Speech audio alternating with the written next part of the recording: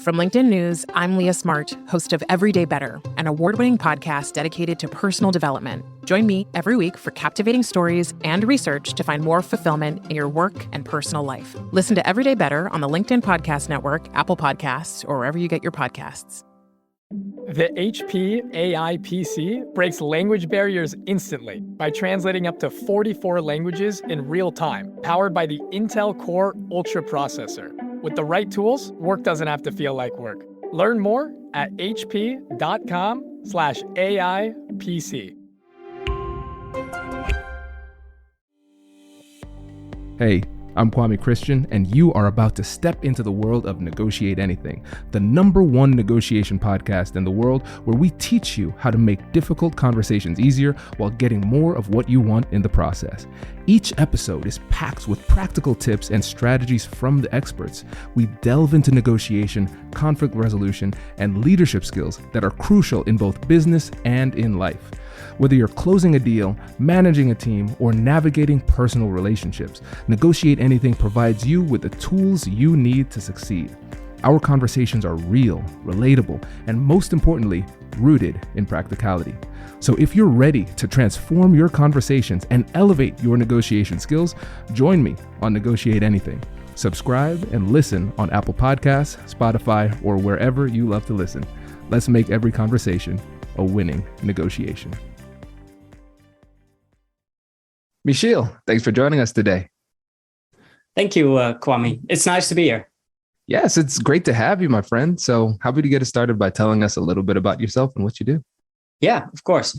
So I'm Michiel, and from my name, you can hear I am super Dutch, living in the Netherlands. And I work at Google, where I'm the head of trading and commercialization for the Northern Europe region. So Netherlands and the Scandinavian countries. Basically, the countries where it always rains. That's my territory. And my experiences before that, I've always worked at media agencies, negotiating deals there. So that's basically who I am and my experience. I love it. And so when you say head of trading and commercialization, what does that entail? So it means that I look after basically the commercial interests of our business planning, making sure that we do we close deals with advertisers and with agencies. Bringing the best value to Google, obviously. I do that for that Northern Europe region. And that commercialization part is more strategic way, just to see that, how can we bring value to the table whenever we negotiate, or whenever, the people in my sales organization negotiate, that goes beyond that kind of financial transaction. So what's all that non-financial value? And it's not always easy to identify. And that's why I'm really trying to focus on packaging it, helping them to bring it to clients. That's kind of what my role entails. And it's really exciting to do. Yeah. And we have to say too, because I think a lot of times people would say, all right, the reason why we had him on the podcast is because he works at Google and he has this really fancy title and he's negotiating deals all the time. But you have a really interesting background, your military background. Can you tell the listeners about that too? Yeah, sure. No, I mean, the longer the title, the fancier, right? So I went for the really long one. It's that's actually true. It's one. My first real job was in the Royal Dutch Army. When I was 17, didn't have much of education, didn't really know what to do, and I was also not the best student, to be honest. And so I needed a little bit of authority in my life, basically. Now, and I joined the army because it seemed like a great opportunity, a lot of adventure. And I mean, I was 17, so, little did I know. And I stayed there, did it for over 3.5 years. And I went on a mission a peacekeeping mission to Bosnia. So that was in 2004, already a long time. Yeah. That is great. All right, everybody, this is great. So now we know Michiel, this is great because we're going to touch on a little bit of each of the identities that he shared. So we're going to talk about the traditional business negotiation with his time at Google and before, but we're also going to talk about a really unique negotiation that he's doing within Google that touches on his military background too.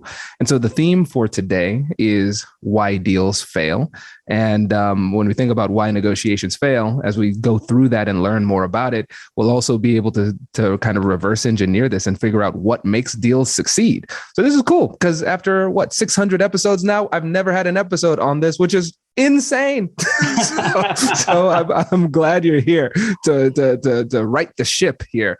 So when you think about the reasons why deals fail, what comes to mind for you?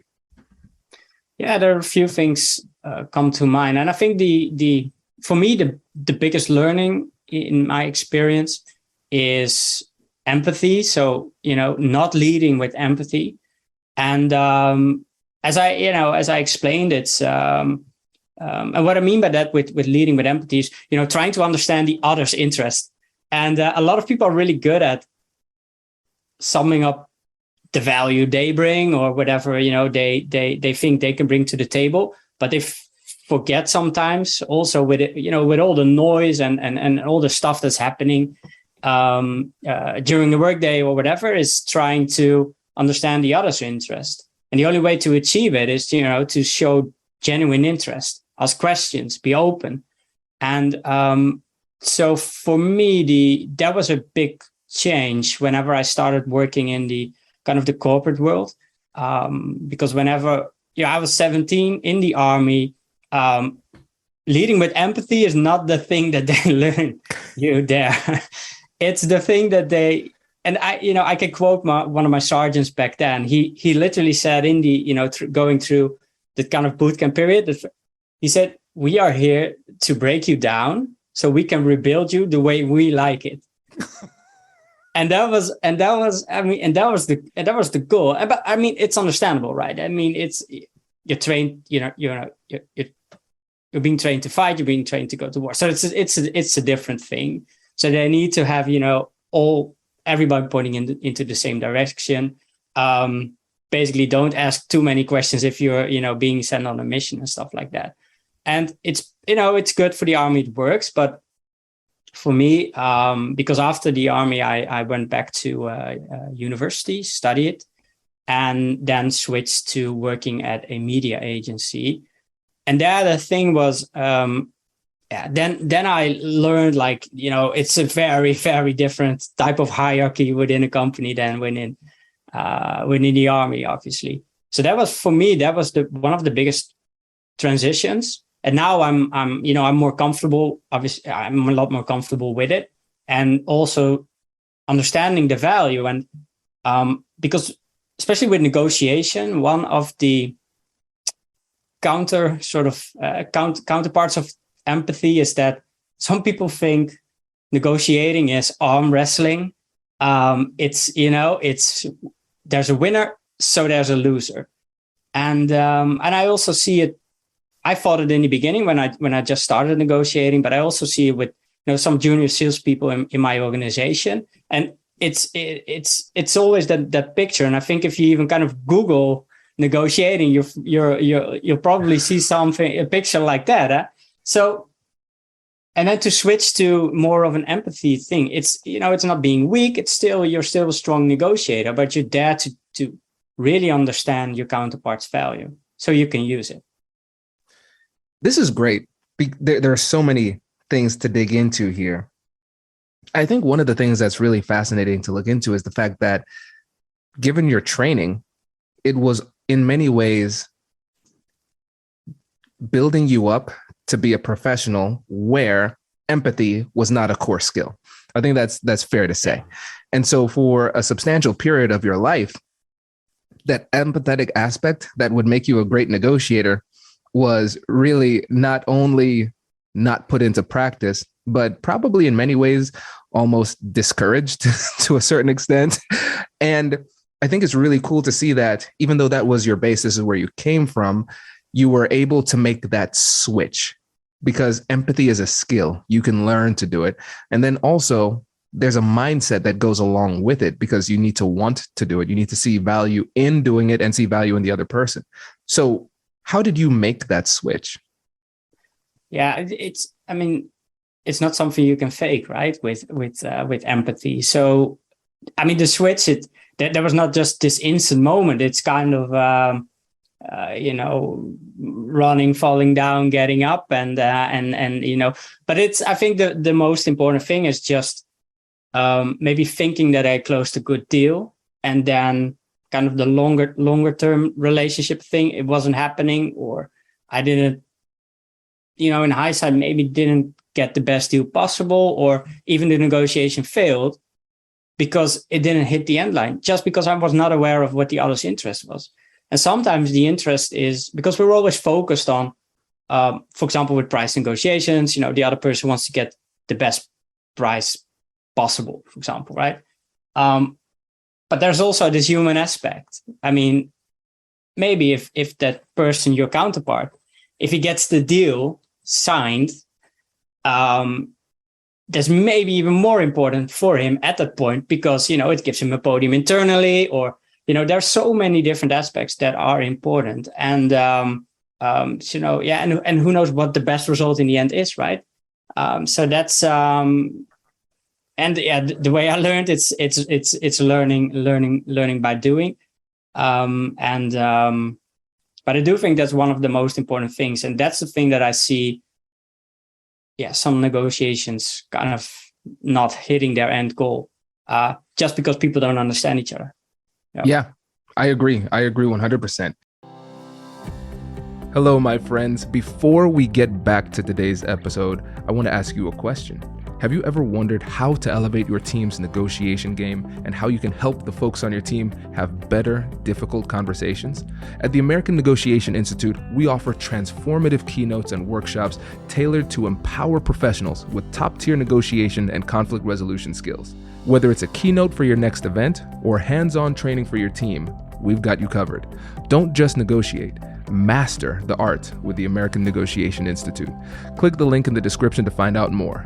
Elevate, negotiate, and succeed. Introducing the HP AI PC, your powerful AI assistant. Easily search through personal files, gain valuable insights, and make smarter, more informed business decisions. Unlock the future of work today with the HP AI PC, powered by the Intel Core Ultra processor. With the right tools, work doesn't have to feel like work. Learn more at hp.com/AIPC. And one thing that you mentioned a number of times is the concept of interests. So when we think about it from a negotiation type of perspective, almost like an academic perspective of negotiation, you have interest-based negotiation versus positional negotiation. So going back to the Harvard program on negotiation methodology here. So with positional-based negotiation, we're focusing on what do you want versus what do I want? And then it kind of turns into a haggling battle type of thing.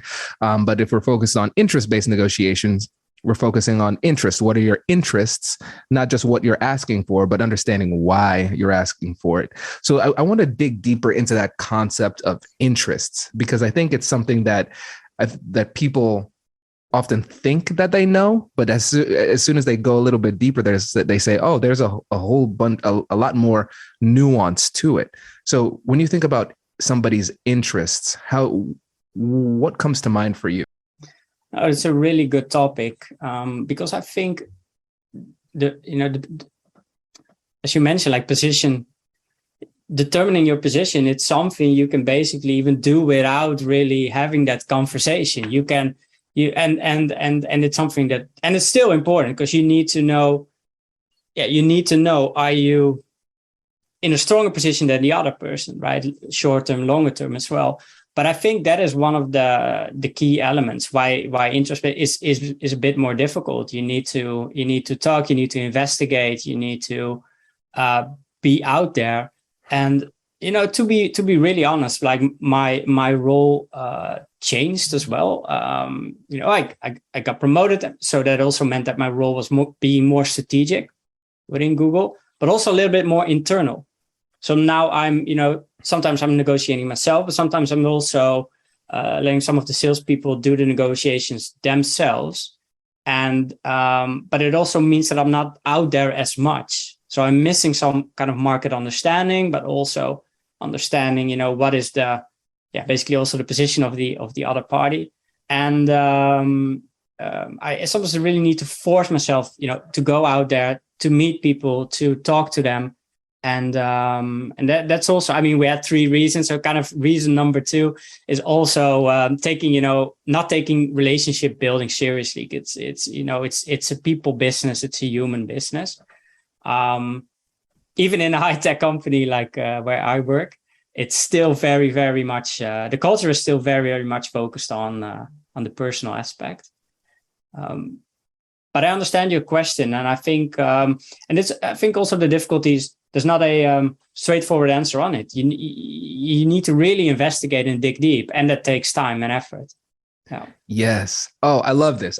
You're spot on, right? Because once you start thinking about what is an interest and what does it mean in this context, it's like it gets really deep, really fast. And that's what's so fascinating about it. One of the things that you said that was really interesting was that the interest-based negotiation approach is more difficult, right? And you're so right. Another thing you said was sometimes you have to force yourself to meet people and then have the conversation and dig deeper. Because here's the thing, especially, let me just give a blanket assumption, which from time to time may or may not be true. Google is a pretty big company. There are few companies that are bigger than Google. And so a lot of times you have a pretty strong position with probably a good amount of leverage. And so you might be in that position where you have the luxury of being able to negotiate poorly and still get a good deal. But what you're doing is you're saying, I want to get the best deal possible. Because like you said, you might have gotten the deal in the past, but then you realize that the relationship broke down the road. Or then you realize, no, I could have gotten a better deal because I did not take the time to empathize. I did not take the time to learn and dig deeply within the interest and truly try to understand. But it takes effort. And that's what makes it so tough. I think that's really, really insightful. Yeah, no, it's definitely, and I think the interesting thing of Google is it is an enormous company, and one of the things they really constantly kind of repeat is also the responsibility that it brings, and it's exactly to your point.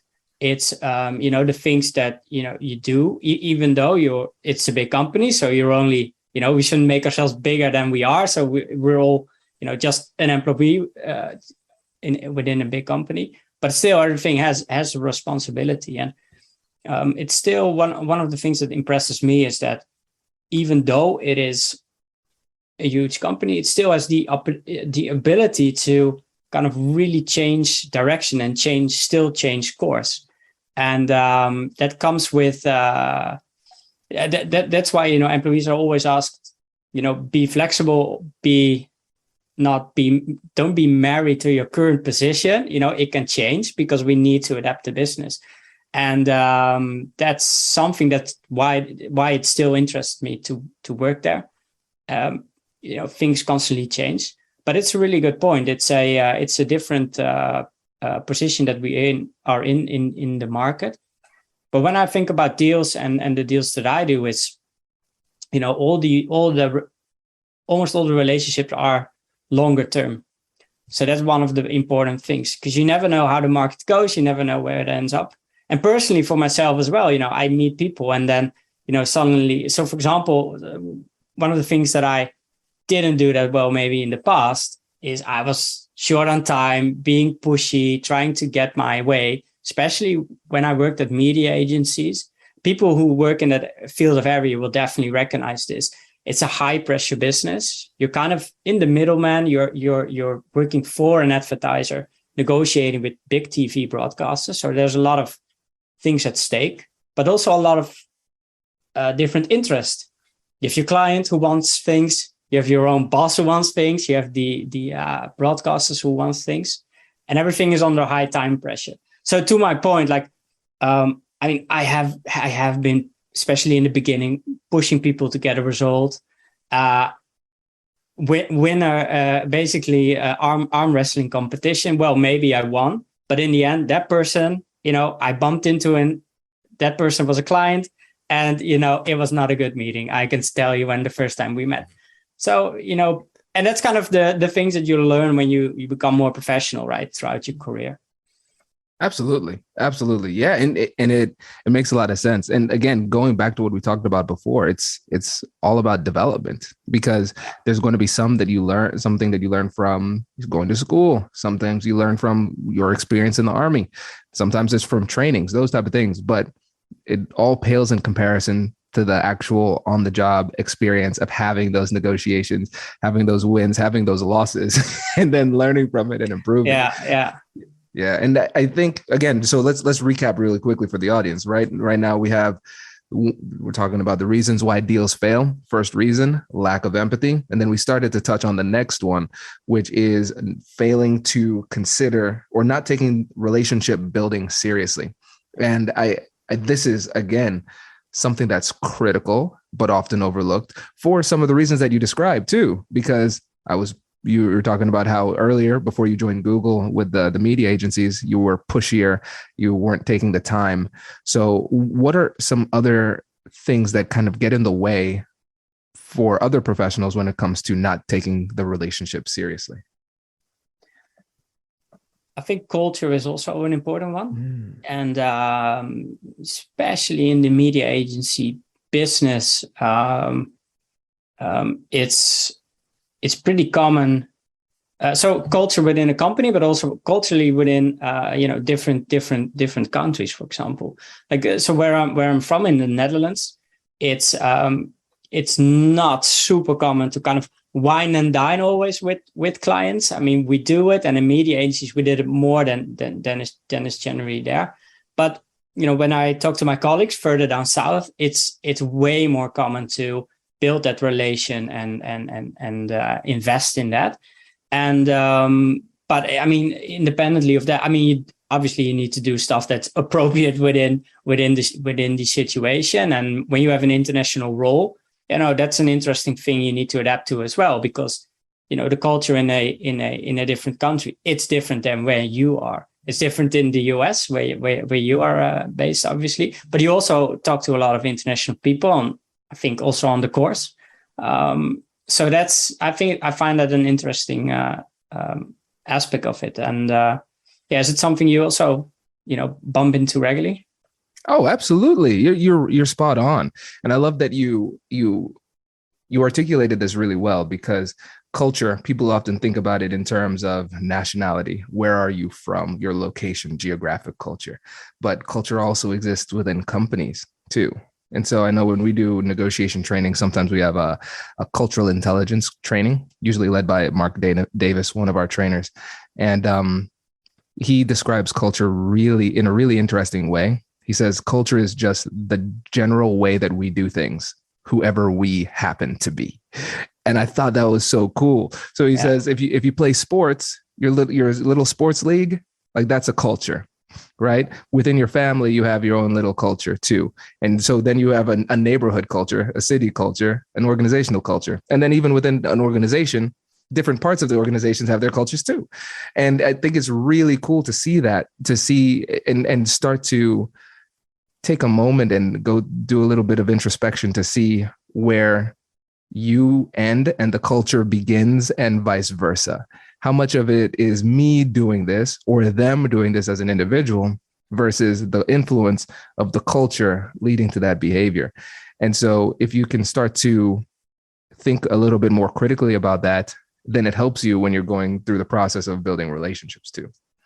Yeah, that's super interesting. And I like how you build a kind of a training exercise around that, because it's always, these are also kind of the softer skills that we're talking about, right? Not kind of the hardcore sort of academic side, but it's these things for me. It's always kind of eye openers, or it makes sense, but not really doing it, or not structurally doing it. And that's kind of the trick to go to the back, to your notes or whatever you get your literature from, and then, properly structure that and prepare that conversation. I really like that one.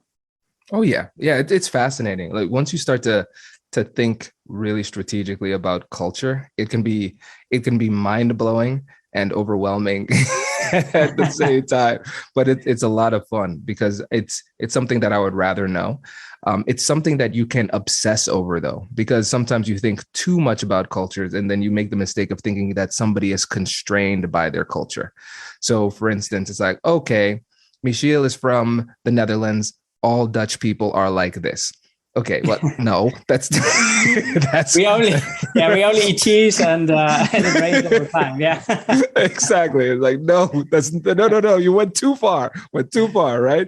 It's just something you keep in mind that helps you to filter the interaction in a different way. What are some other mistakes that you've seen people make when it comes to not taking the relationship seriously and investing in the right way in the relationship? When it becomes a little bit fake, so when it's only there when the transaction is kind of happening, that is not longer term. And I mean, obviously, we're running a business, so and we're not trying to become friends, so that's also an important distinction, I guess. But also checking in on people whenever it's not sort of deal season, whenever, after the negotiation, just checking in quickly, but only genuine. Don't force anything. And I mean, not everybody is super compatible. I think that's also an important thing to figure out, especially whenever you work in a team. Sometimes it just doesn't match. Personalities doesn't really match. Try to understand why it doesn't match, and then maybe just put away your ego and put maybe a colleague forward who has a better connection with that person, because in the end it's not about you, it's about getting the job done, or getting the deal done. So and that was secretly my third reason, is getting your ego in check.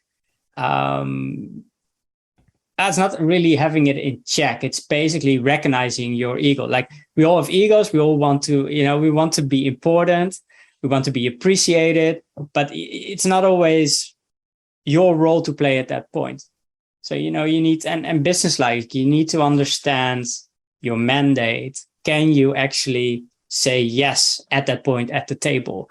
And whenever you work in a big organization, you're never the only one who decides. And I mean, you're a CEO, so maybe you are one of the few people who can actually decide, or there are still other people who kind of have a say. Listen, when things go well, other people have a say. when things are going poorly, Kwame has lost his mind and he's doing things by himself. His ego needs to be in check. So yes. So it could be that way, but I prefer it not to be that way. No, this is really great. And I love the way that you articulated this too, Michiel, because this is the way that you said it is not the way that most people say it, because you said you need to recognize your ego. So when you phrased it that way, why did you choose to phrase it that way? Because you always hear the kind of the phrase, get your ego in check, and but I think the first thing is kind of understanding what it is. Like, what are kind of the boundaries? What are you good at? What is really the position that you should be? What is the role? We in the beginning we talked about fancy titles. I mean, what does your title really mean? What is it? Where does it extend, and where do you have to be fair about your decision-making powers, but also your responsibility. And I think one of the books that I read was from Jocko Willink. I don't know if you recognize the book. Yeah, obviously, Extreme Ownership. And that one made me really see, how important it is to, what he emphasizes is, you need to take responsibility also beyond what's in your scope, for example. And especially with big organizations, people tend to, because of all the, systems that are in place, tend to focus on what is in my scope, what's not in my scope. And what I like that he's saying, you need to be responsible also for the things out there, outside of that. But it doesn't mean you need to be constantly involved. Doesn't mean you need to be at the forefront to run things. Just understanding, and that's kind of what I mean with ego, understanding what you're good at and what you're not good at. And then putting other people forward whenever it's not your play or not your role to play. And that's difficult. Because sometimes you need to have, so in the army, it's interesting. In the army, there's a really close buddy system. So, you start and then you get appointed a buddy, and he's kind of your best friend for life for the next few years. If you want it or you don't want it. And it even means, you need to be with that person every minute of the day. But if he sorry about this, but if he needs to go to the bathroom, you need to follow him and stay there. Because the two of you're together, you need to take care of each other. And whenever you have like a buddy within your organization, you need to have someone who trusts you and basically tells you, this is not your role to play, right? It's, get your ego, recognize your ego. So that's why I framed it like that. Yeah. I love it. And I love the book reference as well. This is great, because you're absolutely right. When we think about getting your ego in check and how many people say that, it misses the first step. The person you might be saying that to doesn't even realize their ego is in the way, right? Yeah. And so when you think about emotion management, when you think about emotional intelligence, all of those type of things, it starts with self-awareness. You have to be aware of your current emotional state. Ego is essentially tantamount to an emotion. It has an impact. It doesn't lead to clear thinking. But if you are fueled by ego, you think your thinking is clear. I know the times when I am most certain are often the times where I am most incorrect, because I'm not thinking with like my logical mind. I'm thinking with my emotions, fueled by that ego. So awareness is key. And it takes a lot of humility. It takes a lot of humility to say, you know what, right now I am not at my best. I'm not thinking clearly. And so for me, I just kind of own it in that moment. And sometimes I tell people, like, I need some time to process this in order to make sure that I'm making the right decision. And sometimes you want to show off and be that quick, decisive decision maker. But often quick thinking is just, bias. So this is you don't and obviously don't like overthink all this stuff, right? I mean, sometimes you just need to try and fail or win, and otherwise you won't get anywhere. So it's it's interesting, and I think it goes also towards the other side, like what we talked about in the beginning with understanding the other person's interest. I had a negotiation failing because we all thought the other person could sign the deal, and we thought the deal was in. We thought everything was in place. But then, we kind of understood that there were other people in the background making the decision who we hadn't properly aligned with, had no time, and had no visibility with. So it landed somewhere at someone's desk who couldn't just see the things, just didn't see the value that we brought there. So the deal failed because and that was kind of the other person's ego, and which is also understandable. I mean, I also made those mistakes, so nothing there, but it showed me that then I really need to better understand the position the other person is in. And so one of the things that I, in many negotiations now do is right up front, I ask them, who can sign this deal? Who is able to sign it?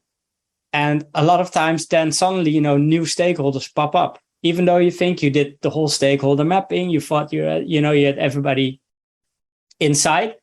And then there's always this some person somewhere with a lot of power and authority, who ideally you want to bring into the conversation, but obviously it's not always appropriate to do. But it's good to know that. And it also But I noticed as well is it gets your counterpart or your partner thinking about, oh, who can actually sign this deal, especially when it's kind of first time deals that they're doing. And, a lot of these deals have high visibility. And, in the end, everybody, and then, you also sometimes need to use your ego, because whenever celebrations is there, yes, you need to be the one to kind of shine, right? To show what the work you did. But that was a big learning for me as well. Ask them in the beginning who can sign the deal whenever we are there.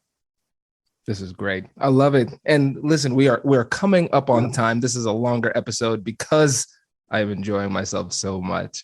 I have another podcast coming up in 10, so I have a hard stop. But I want to make sure I give you an opportunity to talk about the cool internal negotiations you're having within Google about the Veterans Network. So can you set the stage, tell the listeners what you're trying to accomplish, and then some of the negotiations you're having to try to make it happen?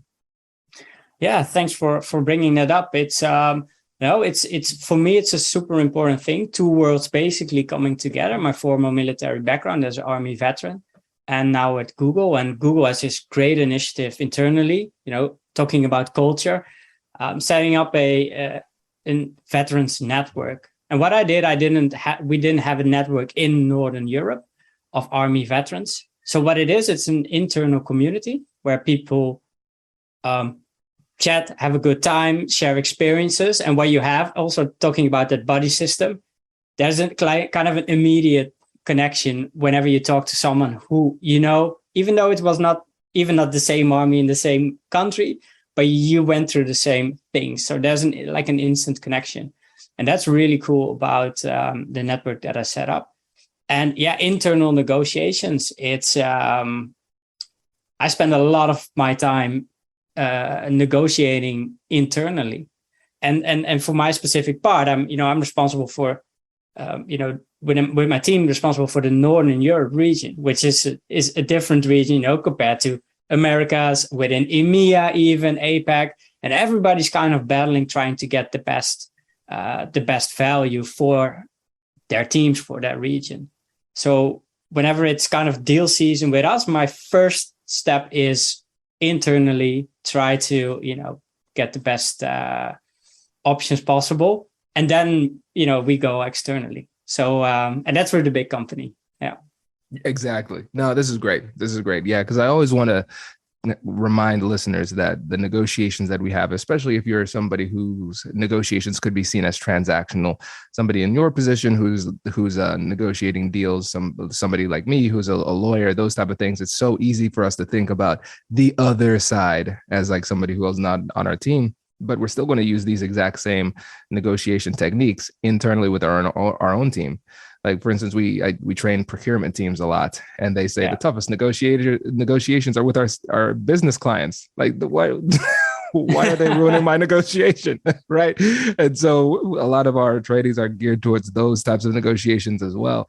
So yeah, it's always important to take the time to realize that you need to take these negotiation skills wherever you happen to be. If you're a person who happens to interact with people, you're negotiating all the time, So this is really great. Michiel, I really appreciate you coming on the show. Before you go, can you let the listeners know how they can get in touch with you? Yes, definitely. Look me up at LinkedIn. My name's still very difficult, so maybe we can put it in the show notes. So just try to find Michiel Koopman, and you'll find me at LinkedIn. And feel free to connect and reach out, because I'm always happy to meet new people. Love it. Thank you so much, my friend. Really appreciate you coming on the show. Thank you. Wait. Now, before you sign off, I have something to tell you that I've never told you before. Just kidding. I've told you before, but you should listen to it again. I want you to know about Negotiate Anything Premium. Imagine all of the things that you love about our traditional feed, plus so much more. I know you like our traditional feed because you're at the end of the episode. And with Negotiate Anything Premium, you'll get more bonus content you've been asking for, more of the expert insights that you can't get anywhere else, and more exclusive behind-the-scenes access into every conversation. Are you ready to get more of what you want out of your life, career, and every conversation?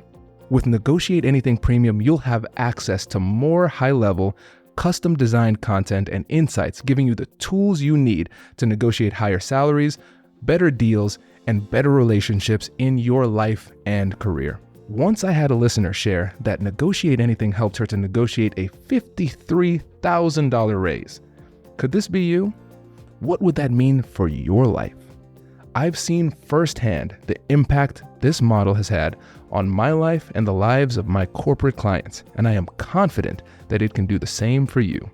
Are you ready to negotiate more of the best things in life? Click the link in the show notes to learn more. I'll catch you later.